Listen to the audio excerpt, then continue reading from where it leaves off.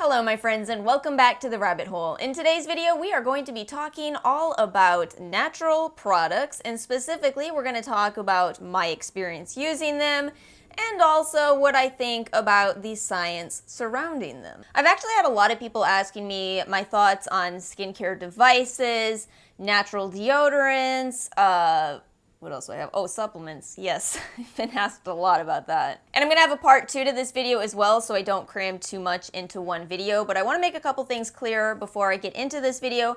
First off, I do have a science background, but I do respect the natural world. I think it's kind of funny how, if you say you're a vegetarian, it shouldn't mean that people who eat meat attack you.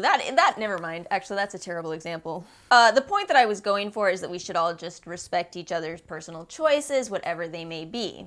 So for me personally, I like to investigate the science as well, and I'm certainly going to do that. Second of all, this video is going to be my opinions, but it is going to bring in some amount of science because I just can't help it. That's how my brain works. I'm definitely a curiouser and curiouser type of individual, but I want to know all sides. Alright, so let's get into this video. I've got 3 products that I've been testing, and I'm going to talk to you all about the science behind it, my usage, and whether I recommend it. Let's start off by talking about dry brushing. Is this ASMR?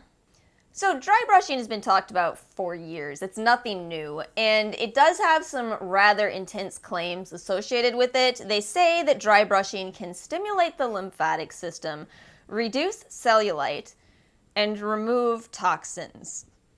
As somebody who does have a background in science, the word toxins makes me cringe, and you'll find this to be pretty consistent among other people that have studied sciences.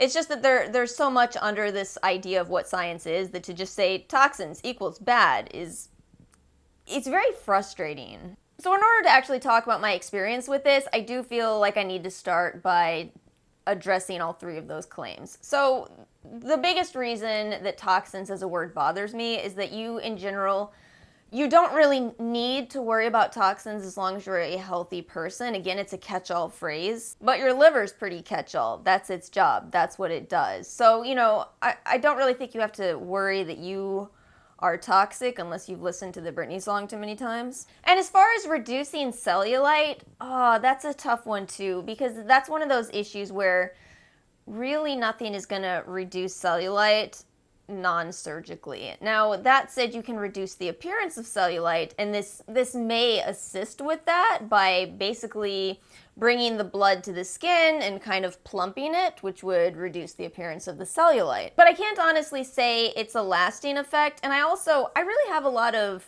issue with how much society is currently freaking out about cellulite. I know people always have, but I really do think, take a break from Instagram if you're that worried about cellulite, because the vast majority of people have it. It's very normal. The only time you really don't see it is a small percentage of people and photoshopped images. Now, as far as the lymphatic system stimulation, there may be some validity there, but what I really think this does is it feels good. What you're supposed to do with this is you brush it across your skin right before you get into the shower. It does have these white knobs on it so that you can't push the brush in too deep. It is kind of hard, so I can see how you could if those weren't there. But it does keep it fairly gentle. You might see, just from me even rubbing it on my skin now, it does bring a little bit of redness to the surface, because really what I'm doing here is I'm exfoliating. I'm removing the dead skin, and in the process, it feels good. As somebody who's also studied the brain, I find this very interesting and also beneficial, to be blunt with you.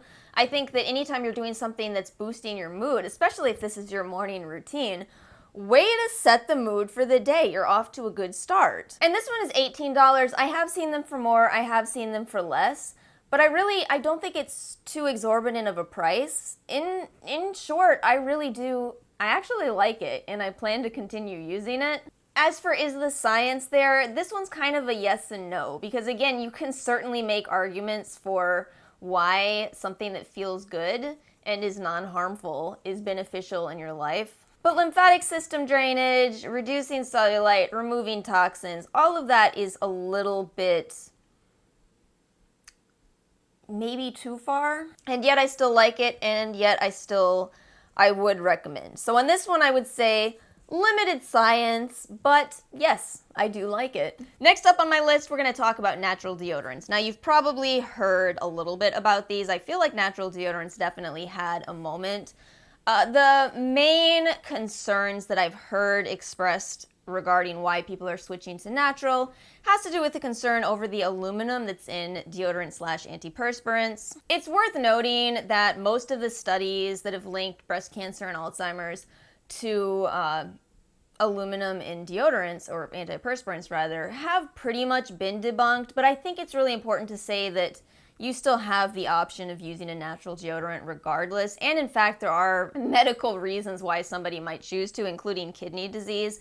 If you've ever noticed the little warning label on antiperspirants that does say to consult your doctor before using that antiperspirant if you have kidney disease. And in all fairness, the deodorant that I'm going to be talking about doesn't use fear-mongering, it just says no aluminum. So again, I think that to me, this topic is less of a people are doing this because they're scared and more because there's different options in the world. I have to be honest with you that I have tried natural deodorants. You can even find the reviews on my channel. I tried the Tarte one well over a year ago at this point, and I went through a phase of using only deodorants from the supermarket. It did not go well. All of those failed me pretty badly, and I ended up going back to my regular antiperspirants. Ooh, should I even admit this? I actually used to go to the doctor for a 10% aluminum antiperspirant prescription. I did stop doing that. I work in fitness, as I've said a few times on this channel, and I used to be kind of self-conscious of how much I would sweat, but as I got a little bit older, I started to realize, wait a minute, sweating is normal. I don't really think too many people are looking at a fitness instructor going, oh my gosh, I can't believe how much that girl is sweating.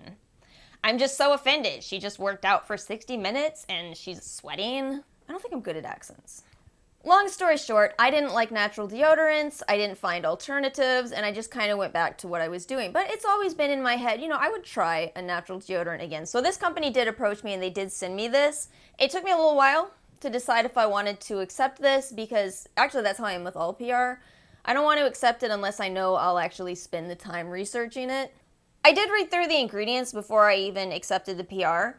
And I knew that what they were doing with this product is using a combination of clays and essential oils. And this actually is what I would call science, and I actually have to respect this. So, clays do absorb moisture, which if you're using them under your arms, is actually going to absorb some of that moisture in that same way that I complained about natural deodorants not working.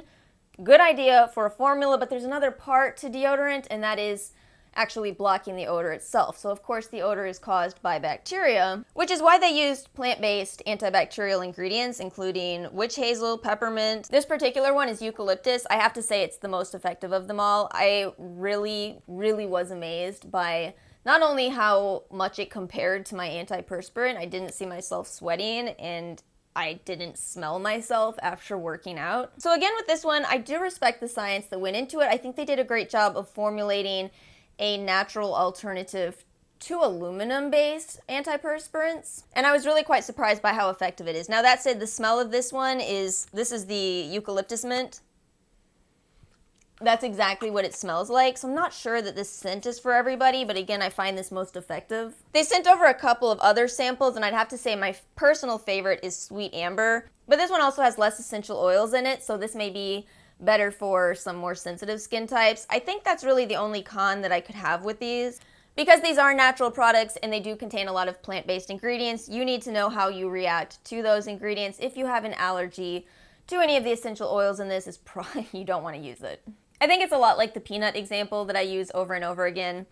Some people can eat peanuts and derive nutrition from them, and other people will end up in the hospital from them. So I gotta say, with this product, I really am impressed. The science is there, and I would recommend it. Just again, make sure you know how your body reacts to essential oils and plant-based ingredients. I will say one thing about using this, it is a little different from using a standard antiperspirant. It doesn't glide in the same way, but that's because it's not loaded with fillers. So it did take me a couple of days of this takes like a couple seconds longer for me to get used to it, but just because it was very different. I just wanted to say that so you know how the experience goes. I still would recommend it. It was only a matter of time before I finally talked about hair supplements on this channel. So again, if you don't know, my field is actually nutrition, but I don't work in the industry side of things. Anyway, this is the Phyto Hair and Nails Dietary Supplement. I purchased this from Ulta when it was on sale. Now this retails for $48 for a 2-month treatment. I was able to get it for $24 and I thought, okay, I can handle $12 a month for this. That's not too bad. What I wanted to make sure I did with this is I wanted to use it for a month, and I used it for about a month. And then I wanted to pull it out of my diet and see if I noticed any type of changes. Before I tell you about my actual results, let me read to you what it is supposed to do. You are supposed to take 2 capsules a day to give you fuller, thicker, shinier hair and support thin, weak, or splitting nails. Take as a cure twice a year during fall and spring when you see the most shedding because of the seasonal change. So I was looking over the ingredients for this, and Phyto, by the way, is a company that I tend to trust for hair products. Apparently this is one of their top sellers, so I was kind of really surprised that I don't generally hear people talk about this as much. It's always Halo and Sugar Bear hair. But anyway, this specific one uses vitamin E, rice bran oil, essential fatty acids, and brewer's yeast. Now here's what you've got going on. Essential fatty acids in this actually is a good idea. And in fact, I'm going to tell you guys this, and I don't think I've ever said this on my channel. I really only recommend, as somebody who studied nutrition, I recommend one supplement, and that is omega-3 oils. So in this product, they specifically used borage oil as well as fish oil, and then also brewer's yeast, which is going to provide your biotin. Now, what's different about this supplement, and I actually do respect this, is that it's not a massive dose of biotin. It's actually only 150 micrograms, which is only a little bit over the daily recommended allowance. I'd say in general this is a good thing because you're unlikely to just be, should I say it like this? Will this get me demonetized? It's the truth. Peeing your vitamins out. As somebody who studied nutrition, I really do think that most supplements that are sold on the market are expensive pee water. Sorry. So I liked that about this, and I liked the fact that they did use fish oil. But as for results, boy did I not see any whatsoever. Now in fairness, you could say, okay, you only used it for a month. It actually says in the pamphlet to use it for 4 months before you make any conclusions about it, but that's $100 supply. That's a lot of money to fork over just to see initial results. I guess I can understand it, but I think it's important to differentiate that we all do have different hair types. For example, I have very fine and thin hair, and it just is what it is. It goes great under wigs, I'm just saying. I think I even talked about this in an anti-haul. This is kind of a lot like what I said about cellulite earlier. It's totally okay to have thinner hair. It's totally okay to have short nails. It's really not going to affect you in life.